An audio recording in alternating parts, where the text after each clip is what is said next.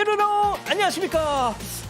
밀라노 코르티나 동계올림픽 이제 D-3일이라는 거. 벌써부터 가슴이 두근두근. 자, 진실 추적자 사건 반장 시작합니다. 자, 그룹 BTS의 컴백 공연 아리랑 오는 3월 21일 토요일 저녁 8시 광화문 광장에서 한다는 거 다들 알고 계시죠?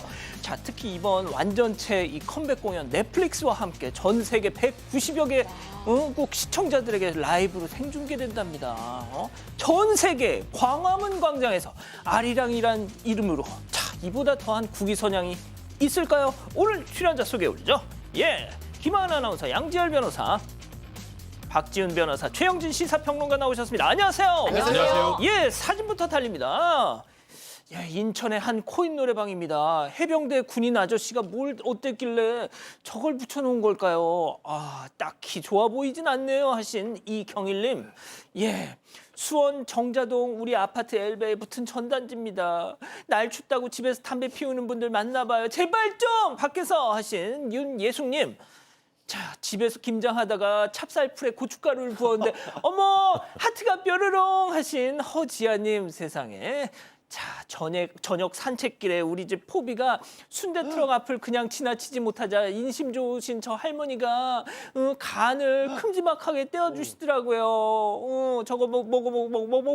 아유, 잘 먹는다 하신 민세중 여인영 부부님, 그리고 익산의 김미선님 모두 사랑합니다. 자, 재미는 물론 의리로 함께하는 아세사바 뉴스에이 시공! 대한민국과 전 세계 동포 가족 여러분의 시선을 모아서 출발합니다.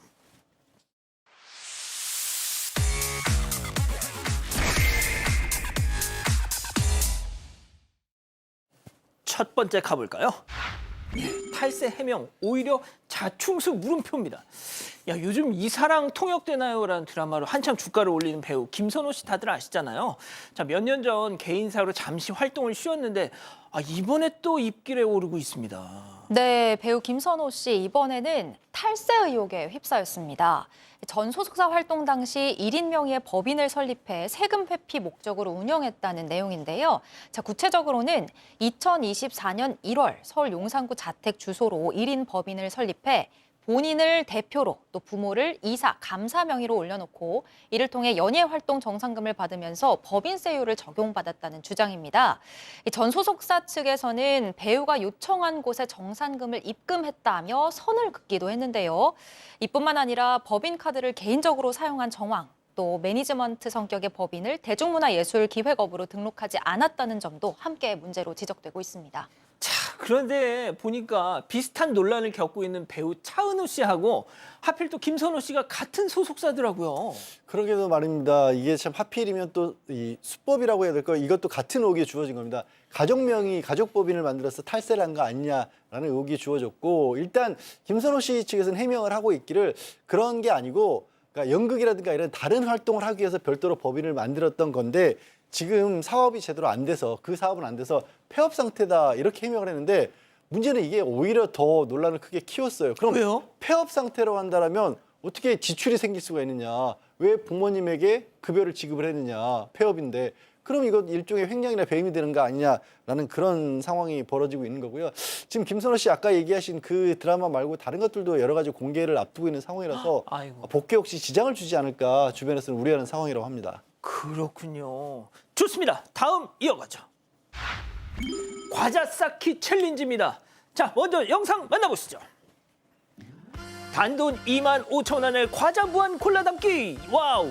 산처럼 쌓인 과자들을, 자 보세요. 저런 이벤트가 딱 떴죠. 산처럼 쌓인 과자들 보면서 이제 시작. 1층은 빈틈없이 저렇게 끈을 풀어서 한 땀 한 땀 이어주고요. 또다시 차곡차곡 한 번 더 툭 저렇게 쌓고 어느새 완성된 10층 석탑, 아니 과자탑. 조심조심 계산대로 도착하면 미션 컴플리트인데 말이죠. 과자 162개에 25,000원, 한 봉지당 무려 154원꼴. 진짜 저 반성합니다. 열심히 사는 분들이 너무 많아요. 네, 맞습니다. 최근 국내 한 대형마트에서 진행된 과자 무한 골라담기 이벤트가 지금 화제인데요. 해당 이벤트는 25,000원을 지불하면 지정된 상자 안에 죄송합니다. 원하는 만큼 과자를 담아서 고를 수 있는 방식입니다. 이를 두고 적게는 수십 봉지, 많게는 100봉지가 넘는 과자를 담았다는 후기가 온라인 커뮤니티를 통해서 확산하면서 하나의 이제 챌린지로 유행을 타고 있는 겁니다.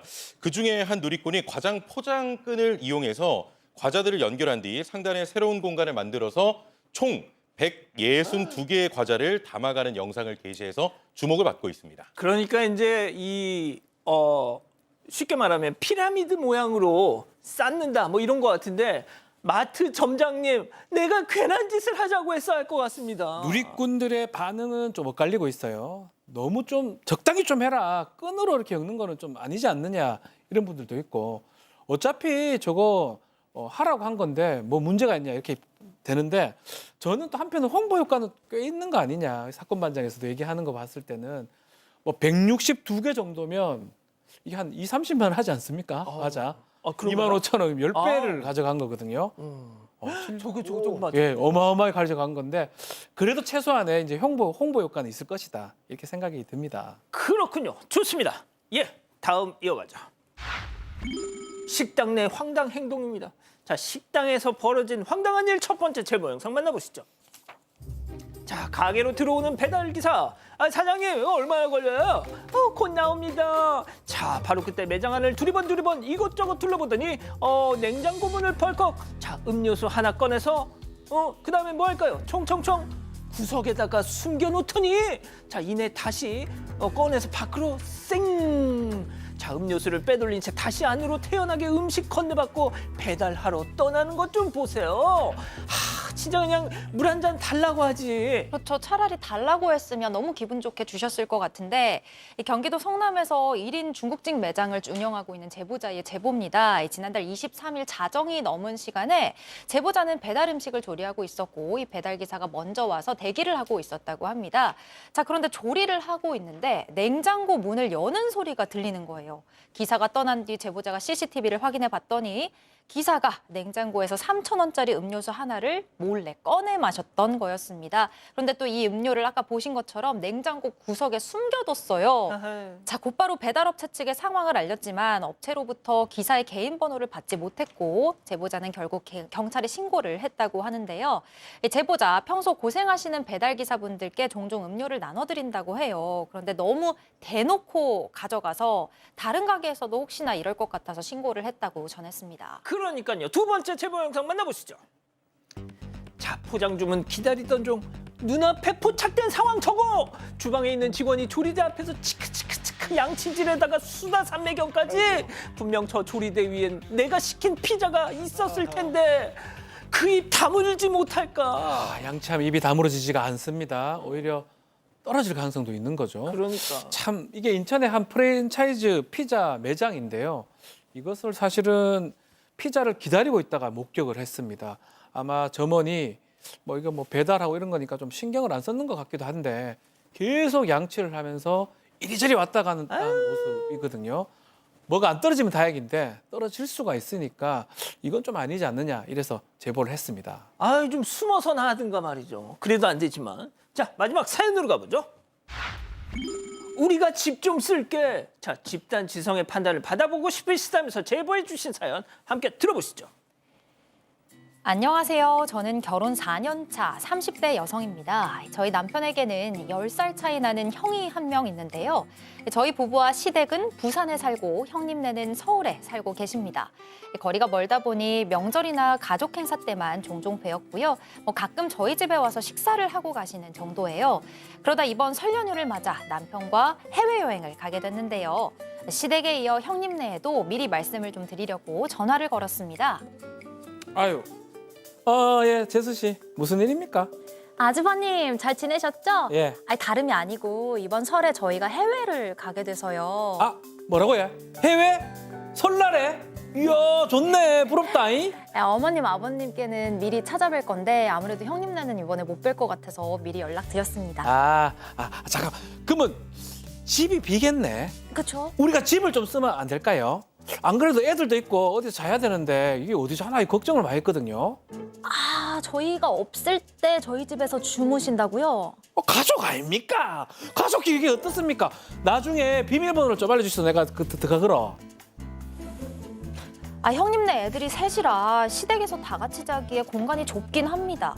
하지만 그렇다고 해도 이렇게 아무렇지 않게 아무도 없는 저희 집에 머물다 가시는 게 맞는 건지 모르겠어요.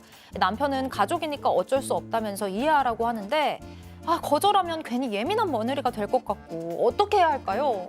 자, 기다리고 기다리셨던 부처 핸즈업 타임 6천여 분의 우리 가족 여러분들 채팅창에 OX로 함께 참여해 보시죠. 먼저 아주버님입니다. 이야, 재수 씨 진짜 섭섭하네. 우리가 남이요? 생판 남한테도 집 비면 공유 숙박을 하는 판에 우리 잠깐 있다가 가는 게 그렇게 불결해? 됐고 형진이 그 자식 좀 바꿔요. 동그라미. 좋습니다. 좋습니다. 예. 다음 사연자 재수 씨. 아니, 아주버님, 저 이상한 사람 만들지 마세요. 공유 숙박은 돈이라도 받지. 주인 없는 집에 아무리 형제지간이라도 그보다 더한 관계여도 며칠을 자고 가는 건 좀 그렇잖아요, X. 자, 박 변호사님. 글쎄요, 이걸 어떻게 허락이 가능한지 옛날에도 이런 경우가 있었나 모르겠는데 지금은 사생활이 매우 중요합니다. 뭐 형제든 부모든 간에 없는데 뭐 들어오는 게 가능한지 비밀번호까지 알려달라고 해서 특히 지금 엄청 불편해하잖아요. 이러면 더더욱 하면 안 되는 거고요. 전화해서 부탁도 하면 안 되는 건데 뭐 느낌 딱 들어보고 아니다 싶으면 가만히 있어야 되는데 억지로 비번 달라고 하는 거는 정말 아닌 것 같습니다. 그러니까요. 그 재수 씨의 느낌이 팍 올 텐데. 아주버님은 남이 맞죠. 사실은 재수 씨 입장에서 봤을 때는 뭐 정말로 어렸을 때 같이 살았던 그런 진짜 형제도 아니고 그리고 현재 살고 있는 집이잖아요. 그러니까 공유 숙박처럼 애초에 다른 사람들에게 보여주기 위해서 비워놓은 집이 아니라 지금 뭐 살림수하고부터 어떤 삶을 살고 냉장고에 뭐가 있는지 다 들어있는데 거기에 아이들까지 셋이나 있다? 아주머님이 너무 생각이 없으시네요. 혹시라도 비슷한 사연으로 사건 마장 보고 계시면 아주머님 취소하세요. 그 부탁. 예, 김하나 아나운서. 저는 막 이렇게 생각이 너무 없다까지는 아니에요. 허용은 할 수 있는데 근데 또 오시기 전에 다 치워야 되고 그런 걸 생각하면 좀 부담이 되긴 합니다. 그렇군요. 아무 생각이 없는 우리 최영진 평론가. 예. 이거 얘기하면 지금 반응상 제가 욕을 먹을 것 같긴 합니다만. 좋습니다. 아니 지금 뭐 놀러 간다는 게 아니라 예. 그 부모님 만나뵈러 갔다가 부모님 댁이 너무 좁아서 부득이하게 쓰는 거 아닙니까? 저는 더 욕먹을 수도 있겠는데 저는 오히려 이 며느리분이 저기 저 부모님 댁도 좀 좁은데 저희 집에서 좀 쉬시죠. 저는 먼저 얘기했어야 된다고 봐요. 형제 있어요? 최영진 씨? 형제 형이나 동생 있어요? 그 집에 재수 씨나 형수님한테 전화해서 저 요구할 수 있어요? 솔직히? 얘기 좀 해보세요. 혹시 지금이라도 OX 바꾸실 건가요? 바꾸겠습니다. 예. 그렇다니까. 그렇다니까. 이게 내 문제가 되면 이렇다니까. 자, 우리 가족 여러분들은요? 가족분들 거의 대부분의 가족분들께서 안 된다, 말 같은 소리를 해라라고 말씀 주셨는데 문정환님께서는 말도 안 되는 얘기를 한 아주버님이네요. 단호하게 거절할 수도 없고 와 너무 난감합니다라고 말씀 주셨고요. 그 와중에 동원이님께서 박변이 온다 하면 우리 집도 가능합니다라고 말씀하셨습니다. 예. 진짜 아닌데. 완전 생판 남인데. 예. 박 변호사님한테 빌려주신답니다. 예, 뭐 제가 갈 리는 없는 것 같은데. 네, 알겠습니다. 감사합니다. 예. 예, 좋습니다. 예, 제보 메일, 제보 카톡 많은 연락 주시고요. 잠시 후 돌아옵니다. 채널 고정 리모컨 돈 터치.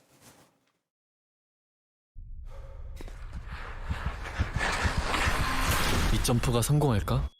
그건 도약하는 순간에 알아. 완벽을 위해 수만 번 도약해봤으니까. 국가대표는 나아간다. 세계 앞으로 업비트.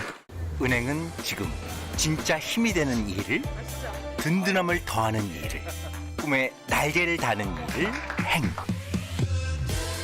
이름은 달라도 같은 마음으로 은행은 행. 은행연합회. 쿡셀의 혁신으로 요리의 즐거움은 계속된다. 홀로그램 큐브와 블루 다이아몬드 코팅으로 맛을 살리다. 요리를 살리다. 쿡셀 홀로그램 큐브. 너 때문에 내 인생은 굳혀져가. 너를 두고 지켜보려 헬스케어. 닮았어. 하나 남은 꿈도 빼앗아갔어. 설맞이 가장 핫한 쇼핑 찬스. 지마켓 설 빅세일.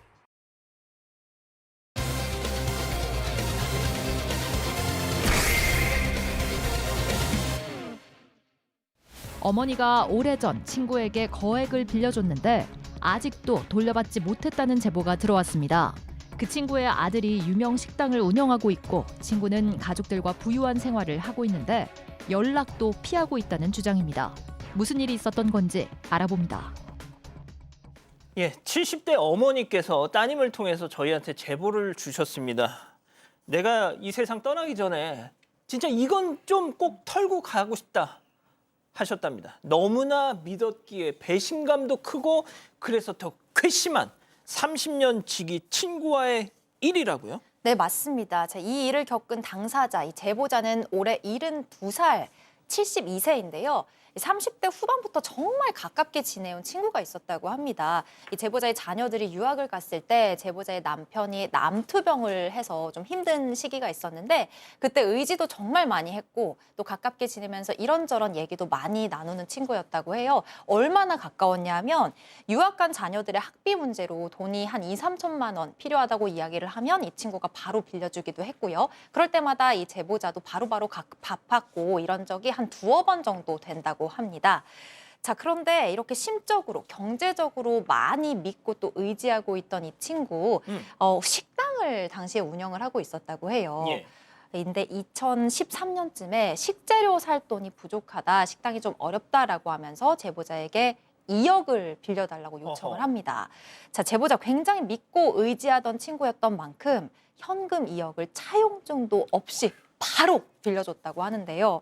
자, 그런데 얼마 뒤 친구가 파산을 했다고 전해오면서 면책이 될 수 있도록 좀 도와달라. 다른 사람 돈은 안 갚더라도 내가 돈 생기면 네 돈만큼은 정말 바로 갚겠다라고 이야기를 하는 거예요.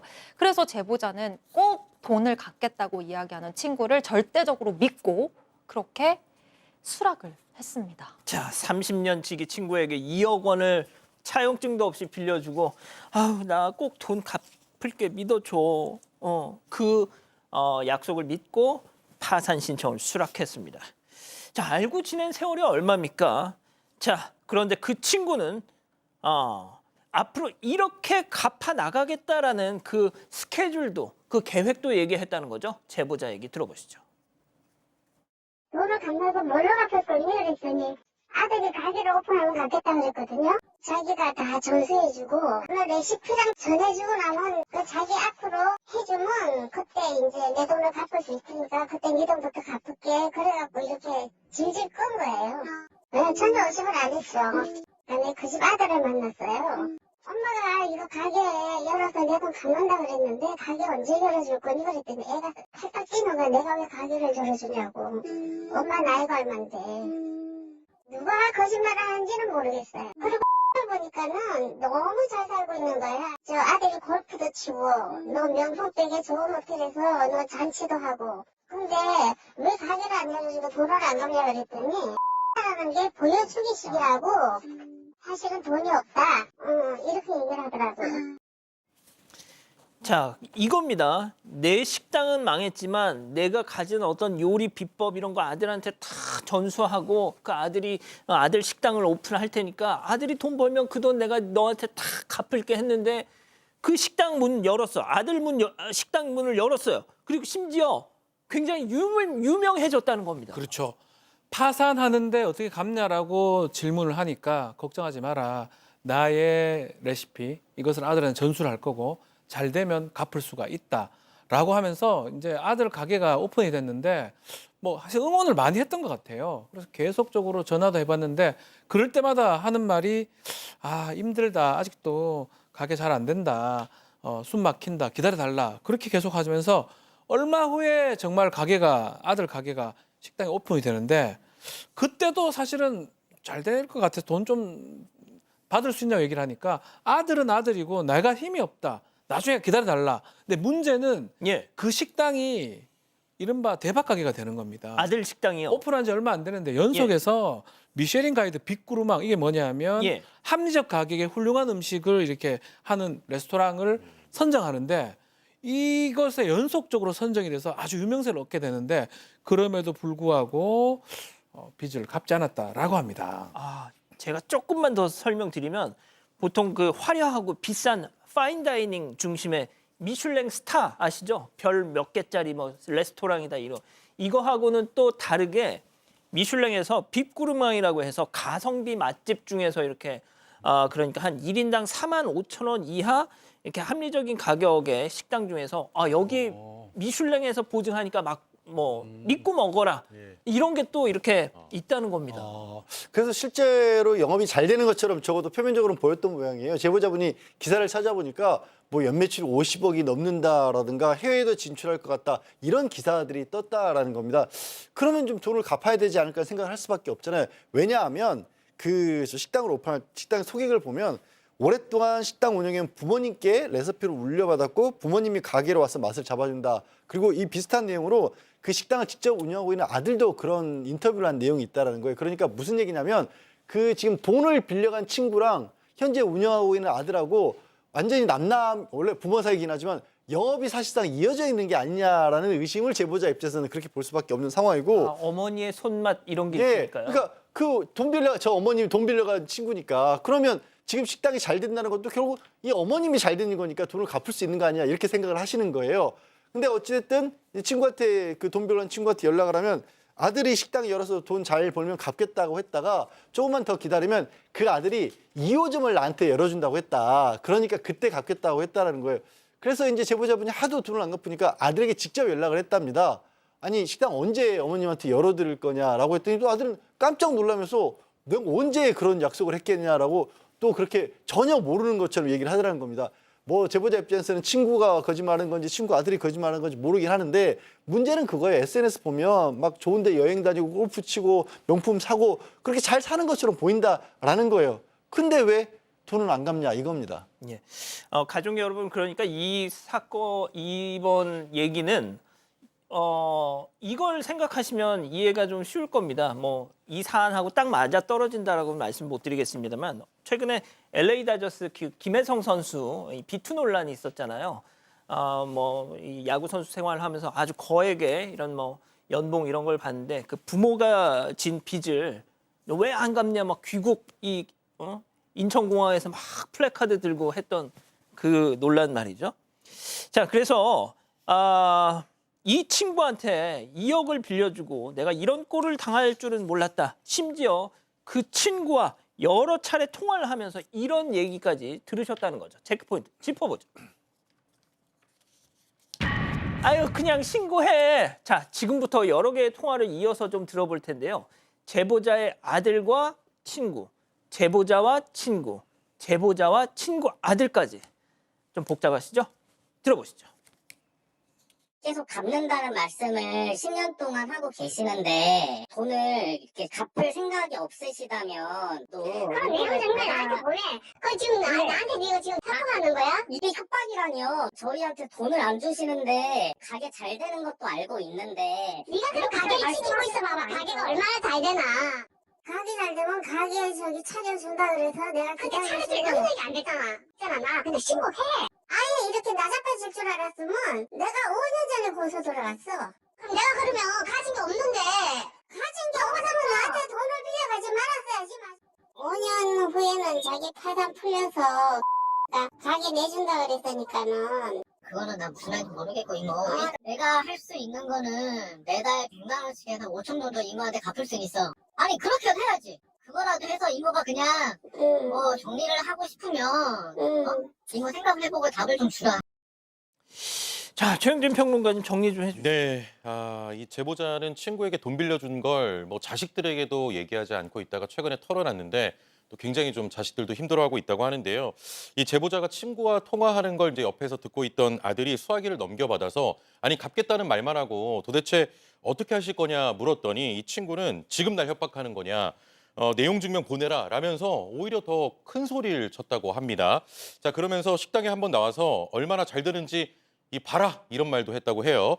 이후 제보자와의 통화에서는 아들이 나에게 가게 차려줄 능력이 안 된다. 뭐 그냥 신고해라. 가진 거 나 없다. 라면서 사실상 배째라는 식으로 좀 나왔다고 합니다. 또 친구의 아들은 엄마에게 가게 내줄 생각이 전혀 없다고 못 박으면서 다만 이모니까 이 5천만 원 정도는 내가 갚아줄 생각은 있다. 하지만 한꺼번에 주기는 어렵고 매달 100만 원씩 50개월에 걸쳐 갚을 수는 있다고 또 말을 했다고 합니다. 하지만 제보자에 따르면 5천만 원 갚겠다는 그 말도 지금은 쏙 들어갔다고 합니다. 자, 양 변호사님 어떻게 뭐 방법이 있을까요? 사실 현실적으로 좀 어려워 보입니다. 왜냐하면 중간에 들으셨다시피 법적으로 면책을 받았다라는 얘기는 책임이 없다라고 그렇게 볼 수 있는 상황으로 보여요. 그래서 친구 아들도 처음에는 아까 들으신 것처럼 5천만 원 정도 갚겠다라고 했지만 아마도 이걸 좀 알아봤는지 그 이후로는 뭐 안 갚아도 된다는 식으로 그렇게 나오고 있는 것 같아요. 근데 이 제보자분은 정말 어려울 때 도와준 건데 게다가 면책 결정도 받게 지금 본인이 도와줬고 또 실제로는 뭐 어려웠다, 사정이 안 좋다라고 얘기했는데 막상 사는 걸 보면 그렇지도 않은 것 같다라는 거예요. 그분의 주장이죠. 제보자분의 주장은 그렇습니다. 그래서 이걸 어떻게든지 좀 벌이라도 좀 받게 만들고 싶다라는 거고 또 제보자분이 화가 나는 건 벌써 상대방이 이제 변호사를 선임한 것 같다고 한답니다. 변호사 선임할 돈이 있으면 먼저 그거라도 찾아와야 되는 거 아니냐라는 거고 나중에는 이제 뭐 우리 아들 앞길 막지 말라는 식으로 하면서 연락까지 받지 않고 있다고 해서 마음이 너무 다치신 상황으로 보이네요. 자, 일단 뭐 말씀하신 것처럼 법적으로는 문제가 될 게 없는 상황인데 그렇죠. 저희가 그 제보자분의 친구분의 아들이 운영하는 그 식당 측 변호사를 통해서 또 반론을 받았습니다. 말한 것처럼 면책 결정 받았기 때문에 부모의 어떤 채무를 아들이 또 가져가지 않습니다. 막 그런 얘기도 했고요. 더 중요한 거는 뭐 가업을 승계했고 전수받은 거 아니냐. 이것도 뭔가 의미가 있는 거 아니냐라고 질문을 하니까 홍보하는 과정에서 뭐 부모님과 함께 만들었다는 취지의 문구를 사용했지만 이거는 마케팅의 일환이다라고 얘기도 하고 있고요. 뭐 이제 지금 사업이 발전한 건 맞는데 이 실제 사업 현황도 별로 좋지 않다고 합니다. 또 그 아드님 식당이 예예예. 또 이 변호사 입장에 따르면 일부 매장은 폐점도 하기도 하면서 어려움을 겪고 있다고 하고 또 지금 그 의뢰인의 어머니 얘기도 하는데 별다른 수입원이 없이 이 의뢰인 형제의 경제적 지원을 전적으로 의존하고 있는 상황이고 지금 어머니 상태는 사실상 무자력 상태임을 이제 변호사가 밝혔는데 이 계속적으로 이제 채무를 변제해 달라고 요구를 하기 때문에 이게 좀 위협적인 내용 문자라고 해서 오히려 그것 때문에 어려움을 겪고 있다라고 해당 변호사는 얘기를 하고 있습니다. 예, 일단 법적으로 문제도 없고 의뢰인의 어머니도 지금 수입이 없다. 그래서 형제, 아들들의 어떤 경제적 지원에 전적으로 의존하고 있는 상황이다. 뭐 알려진 것처럼 그렇게 경제적 형편이 좋은 건 아니다. 식당 상황도 말이죠. 자, 첫 번째 사건 이렇게 정리하고요. 두 번째 이어갑니다.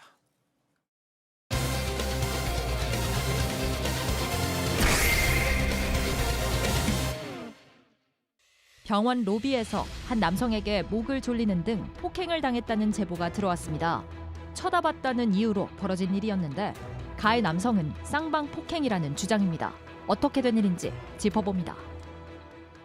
자, 병원 로비에서 중년 남녀를 스치듯 마주친 뒤에 충격적인 사건을 당했습니다. 네, 맞습니다. 50대 이 제보자가 당한 사건인데요. 어깨 수술받고 서울 노원구의 한 병원에서 이 재활 치료를 받고 있었습니다. 그러다 지난 1월 19일 밤 한 10시 50분경에 담배를 피우기 위해서 2층 로비에서 엘리베이터 타고 1층으로 내려가던 상황이었는데 그 과정에서 중년 남녀와 마주치게 된 겁니다. 제보자는 당시 병원에 입원한 지 10일 정도 됐던 터라 입원 환자들 얼굴은 대부분은 익숙했고요. 병원 규정상 밤 11시에 문 닫고 해당 시간에는 면회가 좀 불가능한데 누군가 싶어서 의아해 돌아봤다고 합니다. 그런데 그 직후 사건이 벌어진 겁니다. 자, 밤늦은 시간대에 누구지? 싶어서 한번 이렇게 뒤를 돌아봤을 뿐인데 자, 건장한 체격의 남성이 앞으로 저벅저벅 다가오더니 시비를 걸기 시작하더라. 자, 제보자 얘기 직접 들어보시죠. 이 병원 11시에 문 닫는데 그 사람이 50분에 들어오고 저는 잠결에 한번 깨쓰면서 나가다가 살짝 보면서 저 혼자 생각하고 누구지 하고 이렇게 내려가면 누르고 내려가는데 그때부터 이제 뭘 봐 이씨 근데 왜 봐 아니 이 시간대 들어간 사람이 없는데 그래서 한번 본가 푸르다 쌍욕하면서 이제 왼손으로 가격하면서 확 눌러버리는 거지. 며칠만에 목을 눌러버리니까 야 큰일 났다 이거 어떡하지 힘도 안 되고 나중에는 오른손으로 같이 눌러버리니까 저도 이제 아픈 것도 모르고 오른손으로 올라가면서 같이 방어를 했는데 도저히 안 되니까 이제 확 주저앉아버리니까 이제 꼬리뼈까지 쿵 하니까 아프고 근데 거기서부터는 이제 잠깐 기억을 했는데 모르겠더라고요. 야, 이거 완전 사람 잡겠네 이거. 그렇죠, 무섭죠. 응. 이렇게 갑자기 다가와서는 기분 나쁘게 뭘 쳐다봐라고 이야기를 한 이 남성, 제보자에 따르면 술을 먹은 것처럼 눈이 좀 많이 풀려 있는 상태였다고 합니다. 자, 제보자가 남성에게 이 시간에 병원에 들어갈 사람이 없는 것 같아서 쳐다본 거다라고 대답을 했더니 남성 왜 반말을 하냐며 따졌습니다. 제보자도 그쪽이 반말하니까 나도 반말하는 거다 설명을 하다가 서로 언성이 높아졌는데요. 몇 살이냐고 묻는 남성에게 55살이다라고 제보자가 이야기를 했더니 이 남성이 자기는 53살이라면서 욕설을 하고 먼저 배로 몸을 밀쳤습니다. 지금 목을 조르는 장면도 나오고 있는데요. 저 제보자가 지금 어깨 팔걸이를 하고 있는 상태잖아요. 설마 이것보다 더한 공격을 하겠어라고 생각을 했는데 갑자기 저렇게 손으로 목을 움켜쥐고 조르기까지 양손으로 했습니다. 다 지금. 네, 힘의 강도가 세지면서 제보자가 뒤로 더 밀리니까 두 손으로 목을 조르기 시작했고요. 제보자는 보시는 것처럼 그대로 자리에 주저앉았는데요. 그 뒤에도 이 남성은 제보자의 윗옷을 잡고 계속 내동댕이 쳤습니다. 제보자 총 합해서 한 12초 정도 목을 졸렸던 걸로 기억을 하고 있어요. 그런데 목을 한 10초에서 15초 정도만 졸려도 뇌로 가는 혈류가 급격히 줄면서 의식을 잃을 수 있거든요. 상당히 위험한 상황이었습니다. 아니 영상에 보면 저 가해 남성하고 같이 있던 동행하는 여성도 있는 것 같은데 자 보세요. 최영진 평론가님, 양 변호사님 보면은 그냥 멀뚱멀뚱 보고만 있어. 폭행 전 과정을 다 목격을 했는데요. 저 여성이요. 특별히 조치를 취하지 않고 그냥 쓱 혼자 가버립니다. 지금 좀 설명을 더 드리자면요. 저 피해를 입으신 분이 몸이 별로 건전치가 못하세요. 수술을 많이 해서 척추에만 나사가 10개가 있을 정도로 척추 장애가 있답니다. 게다가 보시는 것처럼 오른쪽 팔걸이 하고 있죠. 무슨 저항을 하고 있어요. 저런 상황에서. 저항도 제대로 못하고 옷 찢어지고 어깨 팔걸이 날아가고 모자까지 벗겨진 상태였다는데 근데 저 여성 저렇게 그냥 뻘쭘하게 지켜보고요. 중간에 눈도 한번 마주쳤답니다. 근데 그러고 나서도 그냥 휙 돌아서 가버렸다는 거예요. 이대로 가다가 죽을지도 모르겠다는 생각이 들 지경인데 남성이 다시 병원으로 들어가길래 그나마 살았다 싶었는데 끝이 아니었습니다. 돌아와서는요. 어처구니 없는 돌발 행동을 합니다. 자, 도대체 제보자 앞에서 어떤 돌발 행동, 체크포인트 짚어보죠. 야, 없던 걸로 해줄게. 제보자 얘기 들어보시죠. 어렵을 때는 이제 내가 이 앞에 CCTV 있다, 너 다치겠다, 뭐 그런 얘기를 했어요. 그러니까 혼자 넘어지면서 쌍방 그런 식으로 얘기하는 것을 담배 형사라고 전화가 왔는데요. 가해자가 쌍방이다. 저쪽에서 어떤 걸 하면은 나도 어떤 걸로 하겠다. 야, 박 변호사님 보세요. 야, 너 CCTV 다 찍혔어. 제보자분이 그러니까 지 혼자 그냥 머리를 팍 자해를 해 사실상. 네, 자기가 스스로 부딪혀가지고 발라닥 넘어지는 모습까지 있습니다. 자. 여기서 머리를 박고요. 그러면서 본인이 그냥 넘어지는 모습이 이제 나오는데 CCTV 있어. 자, 지금. 이 모습입니다.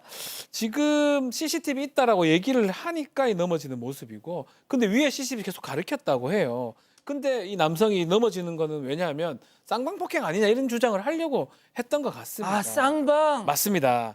그래서 간호사까지 들어오는데요. 간호사가 상황을 잘 모르니까 정말 싸움 나는 줄 알고 간호사는 이제 그렇게 생각을 했다라고 해요. 근데 제보자가 휴대전화가 없기 때문에 간호사한테 신고해달라고 폭행당했다고 얘기를 했고 나중에는 좀 기억이 잘 안 난다고 하는데 나중에 경찰을 만나러 갔다고 합니다. 근데 경찰 전화가 와서 경찰한테 얘기를 들어보니까 쌍방폭행인데 저쪽에서 없던 일로 하면 같이 없던 일로 하겠다 이런 얘기를 해가지고 무슨 소리 하느냐 CCTV 혹시 보셨냐고 하니까 아마 경찰도 아마 CCTV 보지 못하고 쌍방폭행이다 이렇게 생각을 하고 왔던 것 같습니다. 자, 영화 그 투캅스에 보면 지금은 고인이 되신 그 안성기 배우님이 범인 취조하다가 막 그냥 자해를 하잖아요. 근데 저놈한테 맞았다 이러면서. 그때는 CCTV란 게 없던 시절이었습니다. 그 영화 만들어질 때는 지금 온 세상이 다 저게 누가 어떻게 쌍방폭행이 될 수가 있어요. 말도 안 되는 건데 그게 끝이 아니었어요. 저 가해 남성요. 그날 오후에 갑자기 입원을 했다 합니다. 입원을 했는데 억지로 입원을 했던 게 좀 분명해 보이는 게 다음날 또 병원에서 강제 퇴원 조치를 당했다라고요. 아마도 거기서 진단서라도 끊어서 진짜 쌍방폭행을 입증 내지는 꾸며내려고 했던 것 같은데 안 받아들여진 걸로 보고요. 저 피해자분 MRI 다시 찍었는데 수술한 부분 재파열됐다고 하고요. 그리고 목 부위도 타박서 있고 턱관절도 안 좋다라고 합니다. 재파열됐어요? 네, 그래서 수술이 다시 필요할지도 모른다라는 상황이라고 하는데 일단 기소 의견으로 검찰에 송치됐다고 하는데 저 정도면 뭐 상해죄가 명백해 보이고요. 죄질도 굉장히 안 좋아서 강력하게 처벌을 받을 것 같습니다. 지금 몸도 아프지만 정신적 충격이 큰 상황이라고 합니다. 박 변호사님, 네. 진짜 제가 좀 이런 표현 좀 쓰겠습니다. 이놈의 쌍방 진짜. 네. 전가의 보도 쌍방. 근데 사실은 우리 지금 피해한 피해자 같은 경우가 약간이라도 물리력을 행사했다 그러면 진짜 쌍방 폭행이 돼서 본인도 처벌받을 수 있는 상황, 또 합의해야 되는 상황으로 갔을 수도 있습니다. 근데 지금 영상 봤을 때는 전혀 물리력을 행사하지 않고 완전 일방적으로 맞는 모습이거든요. 그래서 사실은 쌍방 폭행 이게 뭐 우리 정당방위도 잘 안 되지만 그런 것 때문에 싸움 같은 경우는 본인한테 많이 불리할 수가 있습니다. 우리 같은 경우는. 예, 좋습니다. 두 번째 사건 이렇게 정리하고요. 별별 상담소 이어갑니다.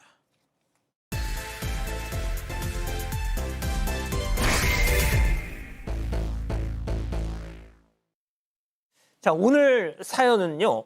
어느 날 평소처럼 그냥 출근했던 남편이 갑자기 행방불명이 됐다는 사방 가족분의 제보입니다. 40대 여성분이 이 제보를 해주셨고요. 남편이 출장을 간다라고 하는데 갑자기 출장 가서 사흘 전부터 연락이 끊겼다라고 합니다. 급기야 기다리다 보니까 아예 휴대전화도 아예 끊겼다라고 하는 거예요. 굉장히 걱정을 하고 있는 제 남편 친구가 소식을 전해준 게 놀랍게도 남편이 교통사고로 입원하긴 했는데 큰일 아니니까 일단 기다려보라라고 했다라는 거예요. 결국은 좀 너무 찜찜해서 경찰서를 찾아가는데 경찰에서는 확인해 보겠다고 하고 집으로 돌아가라고 해서 일단 집으로 돌아왔다고 합니다. 아니 남편 친구 참 웃긴다. 뭘 기다려. 내 신랑이 지금 입원을 했다는데 빨리 자기가 알려줘야지. 자, 얼마 뒤 기다리던 그 남편의 연락이 왔습니다. 남편 어디 있었을까요? 직접 제보자 얘기 들어보시죠. 전화가 왔어. 여기는 경찰서 유치장입니다. 혹시 부인 계시죠? 지금 유치장에 같이 있으니 면회를 오시라고 하면서 전화가 왔더라고요. 그래서 면회를 갔더니 진짜 아무 말도 안 해줘요. 그냥 아무 말도 안 해주고 내가 통해서 피해자를 만나가지고 처벌 불원서 합의서를 좀 써가지고 가져오라고 했으니까 가져올 거야 하더라고요. 아니 출장 갔다면 뭔 경찰서 유치장? 유치장에 있죠. 유치장에 있다는 소식을 듣고 이 제보자 아내는 곧장 유치장을 갑니다. 가보니까 남편이 실제로 유치장에 있었고 예. 아주 수척해져 있었어요. 이틀 사이에. 또 제보자 보자마자 눈물까지 글썽거렸다고 합니다. 뭔 일이냐 도대체 얘기를 하니까 예. 아무런 대답도 안 했다고 해요. 그래서 경찰한테 이게 무슨 일인지 자꾸 물어보려고 하니까 남편이 절대 말하지 말라라고 큰 소리를 쳤다고 합니다. 그러면서 어떻게 얘기를 하냐면 피해자하고 이미 합의가 됐기 때문에 또 친구를 통해서 처벌 불원서 받아올 테니까 걱정하지 말라라고 일단 안심을 시켰다고 합니다. 아니 저 꼴을 보고 어떻게 걱정을 안 해? 무슨 일이야 도대체? 아내 입장에선 너무 걱정되고 또 궁금하잖아요. 그래서 아내가 남편의 친구, 그 연락 왔던 친구한테 사정을 합니다. 무슨 일인지 좀 제발 좀 말해달라. 네. 그랬더니 자, 이 남편의 친구 내가 말해줬다고 절대 남편한테 말하면 안 된다라고 하면서 충격적인 이야기를 전합니다. 어떤? 50대 남편이 알고 보니까 무려 25살 연하의 여성과 5년째 불륜 관계를 맺어왔다는 거예요. 남편이 국내 출장을 간다고 하고 아내한테 거짓말을 하고 상간녀를 만나러 갔던 건데 그런데 두 사람 사이에 말다툼이 벌어졌고 상간녀가 이별을 통보하자 제보자의 남편이 절대 헤어질 수 없다며 둔기를 이용해 협박을 하고 폭행까지 저질렀습니다. 결국 이 일로 이 남편은 현장에서 체포됐던 거였고 유치장에 수감된 뒤 구속 기소까지 됐습니다. 세상에 출장 다녀올게 해놓고 나서 상간녀 만나러 갔다가 상간녀가 야 이제 우리 헤어져 했더니 어딜 감히 하면서 두들겨 패가지고 유치장에 갔던 겁니다. 아니 근데 더 기막힌 게 있었습니다. 어떤요? 나 빼고 모두가 알고 있었어요. 그 바람을 피고 있었던 거, 불륜을요. 남편이 이제 사업 특성상 주민들과 교류가 굉장히 잦았는데 이 문제는 그 자리에도 이 남편이 상간녀를 데리고 간 겁니다. 한마디로 동네 사람들은 이들의 불륜을 다 알고 있었고요. 이에 제보자는 특히 친하게 지냈던 그 주민에게 아니 왜 말 안 했냐라고 하니까 그 주민이 아이 뭐 이게 말하다가 내가 뭐 좀 피해를 볼까봐 뭐 말 안 했어 뭐 이런 식의 이제 답변이 돌아온 거고 또 일부 주민들은 애 엄마 알기 전에 제발 좀 그만해라 오히려 그 남편을 좀 말렸다고 하고요. 자 그런데 더 충격적입니다. 이뿐만이 아니고요. 남편은 그동안 사업이 좀 어렵다면서 아내인 제보자 명의로 대출도 받았고 생활비도 뭐 제대로 준 적이 없어요. 그런데 그랬겠죠. 매달 상간녀에게는요 200만 원, 300만 원 송금하고 있었습니다. 와, 여보, 나 사업이 좀 어렵다. 당신 명의로 대출 좀 받아줘 해서 해줬어. 근데 세상에 알고 봤더니 상간녀한테는 한 달에 그냥 400만 원씩 생활비를 보내고 있었어. 자, 그런데 이 남편의 불륜을 알고 있던 사람이 또 있었다면서요? 네, 정말 제보자 빼고 다 알고 있었는데 저는 진짜 너무 충격적이었던 게 제보자의 딸들도 이 불륜 사실을 알고 있었던 겁니다. 아이들이요? 네, 남편 혼자 쓰던 서재를 정리하다가 상간녀의 사진을 발견했는데요. 이 제보자가 혹시나 하는 마음에 딸들한테 이 여자 본 적 있냐라고 물어본 거예요. 그런데 10살인 둘째 딸이 민트 언니다라고 이야기를 바로 했답니다. 알고 보니까 상간녀를 보고 민트 언니다. 네, 왜 민트 언니냐면요. 예. 상간녀가 아이한테 민트 초코 맛 아이스크림을 자주 사줬다고 해요. 그러니까 상간녀를 이 딸들을 데리고 자주 데이트를 상간녀와 했던 겁니다. 아이고. 그래서 아이가 민트 언니라고 불렸던 거고요. 뿐만 아니라 큰 딸도 좀 불안한 표정으로 이 여자 본 적 있다고 고백을 했는데요. 과거 남편이 큰 딸이랑 둘이서 단둘이 있을 때 상간녀와 메시지를 주고받았는데 큰 딸이 우연히 이 아빠의 휴대전화를 받다가 두 사람이 음란한 사진을 주고받은 그 내용을 목격을 했던 거예요. 큰 딸은 너무 충격을 받았는데 누구한테도 말하지 못하고 그동안 혼자 끙끙 앓고 있었습니다. 애들 앞에서 참 잘하는 짓이다. 진짜 별짓을 다 했. 자, 결국 세상에 아이들만큼은 그래도 모르는 게 좋잖아요. 자, 그런데 다 알고 있었어. 이미 다 알고 있었어. 폭발하셨죠. 자, 이 제보자 아내분 남편의 연락을 모두 차단합니다. 자, 그러자 편지 폭탄이 쏟아지더라. 제보자 얘기 들어보시죠. 상대로 내가 소송하겠다고 하니까 내가 소송에 이기게끔 내가 모든 증거를 당신한테 다 넘겨줄 테니 내가 너무 미안한데 나 변호사 선임해서 나 좀 빼주면 안 되냐? 정말 정신 나간 소리를 하는 거죠. 랑 남긴 대화나 사진들 나 그런 내용들이 다 있으니 내가 증거 자료를 넘겨줄 테니 나를 좀 1심 공판에 나올 수 있게끔 도와주면 안 되냐고 편지가 왔더라고요. 아, 여보, 당신 상간자 소송 내가 이기게 가지고 있는 증거 다 줄 테니까 나 좀 빼줘, 나 좀 살려줘라고 옥중 편지를 거기서 써서 보내고 앉았어. 편지를 계속 보내고 있었어요. 뭐 연락하기 어려우니까 편지로 썼는데 앞부분은 어떻게 써 있냐면 당신하고 아이들 위해서 헌신하겠다 이렇게 써 있는데 뒤로 가면 갈수록 본론이 좀 나옵니다. 본론이 뭐냐면 예. 변호사를 선임해서 나를 좀 빼달라는 건데 그 대신에 자기가 할 일을 얘기를 합니다. 내가 하는 거는 이 상간녀하고 그 불륜 증거라든지 사진이라든지 이런 것들 다 넘겨줄 테니까 일단은 나 먼저 빼달라고 제안을 했다라고 합니다. 근데 이제 이 제보자 입장에서 이 남편을 용서할 수 없는 이유가 있습니다. 어떤요? 사실 4달 전에 어떤 일이 있었냐 하면 예. 세금 문제가 좀 있으니까 우리 일부러 이혼, 위장 이혼 좀 해줄 수 있냐라고 얘기를 해서 법적으로 이혼을 했다라고 해요. 근데 알고 보니 근데 법적 이혼하고 생활은 그대로 했는데 알고 보니까 이 여성 상간녀하고 재혼하고 하려고 일부러 지금 나하고 위장 이혼하자고 했던 게 아닌가. 이것도 남편의 계획이라서. 세금 이런 거 전혀 상관없이. 예, 거짓말을 그래 이 모든 것이 남편의 계획인 것 같아서 화가 났다고 합니다. 야, 진짜 양 변호사님, 솔직히 말 방송에서 이런 표현 좀 그렇지만 이거 사람 아니지 않아요? 아, 근데 참 답답한 게 이게 위장 결혼은 이제 문제가 되는데 위장 이혼이란 건 사실은 법적으로는 없습니다. 무슨 얘기냐면 어찌됐든지 간에 법적인 효과가 이혼에는 발생을 해요. 다만 이혼할 때 지금 어떤 식으로 합의 이혼서를 작성했는지가 좀 관건이 될 것 같은데 거기에 이제 재산 분할이라든가 아니면 위자료 이런 부분이 포함이 안 돼 있다라면 이혼을 하셨다라고 할지라도 상간자 소송이라든가 재산 분할 청구는 여전히 가능합니다. 이제 넉 달밖에 안 됐으니까요. 뭐 처벌은 사실 형사 처벌할 수 있는 상황은 아니고요. 예.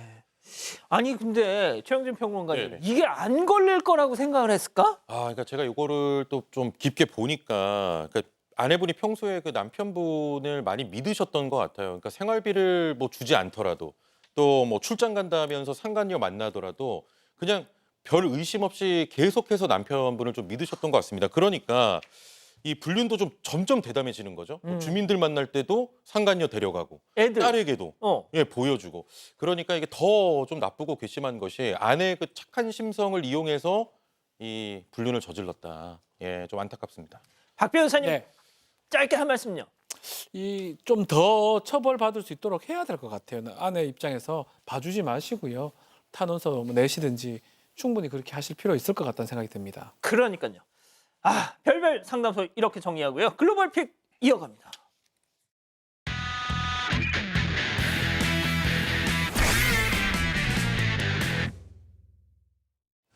가파른 산비탈 옆으로 난 도로를 트럭 한 대가 위태롭게 내려오고 있습니다. 자, 비틀거리는 트럭 옆으로 오토바이 한 대 간신히 지나갔는데 부딪혔어. 결국 다른 트럭과 충돌을 하고 맙니다. 아, 얘 왜 이래? 자, 이미 통제력을 잃은 트럭 속도를 줄이지 못한 채 계속 내려오는데요. 그리고 빠른 속도로 도로 난간까지 들이받고 맙니다. 혹시 추락?